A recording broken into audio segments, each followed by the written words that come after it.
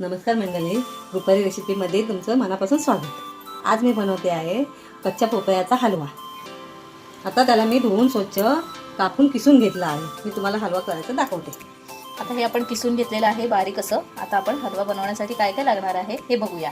आता मी त्याच्यात 2 चमचे तूप घेतलं आहे। त्याच्यात मी आता बदाम आणि काजू टाकणार आहे ना, गरम शेकून घेणार आहे।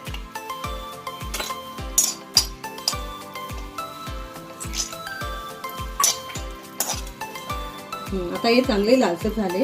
आता मी शेकून घेतले आहे। आता ह्याच तुपामध्ये आपण किसलेलं पपई टाकणार आहोत।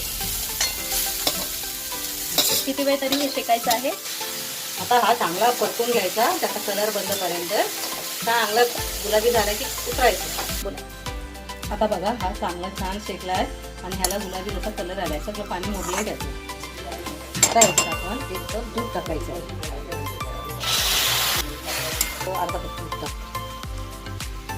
अजून मी अर्धा कप दूध टाकतो। हा, चवीनुसार इथे आपण साखर टाकलेली आहे। आपण साखर टाकले, बदाम टाकते त्याच्यात आणि काजू भाजून वेलची पावडर इथे टाकलेली आहे आपण। आणि हे मस्तपैकी आपण आता वाफून घेणार आहोत। व्यवस्थित ढवळून वाफून घ्यायचं आहे। किती मिनिटासाठी घ्यायचं आहे? 15-20 मिनिटासाठी आपण ठेवूया। बरं, मी थोडीशी हळद टाकली। पण आता यामध्ये आपण कंडेन्स मिल्क टाकत आहोत। आता हे मिक्स करून घेतल्यानंतर परत एकदा 5-10 मिनिटांसाठी आपण वाफवून ठेवूया। तयार आहे। थोडे मनुके टाकले आहे। हलवा तयार आहे। आपला पपईचा हलवा तयार आहे।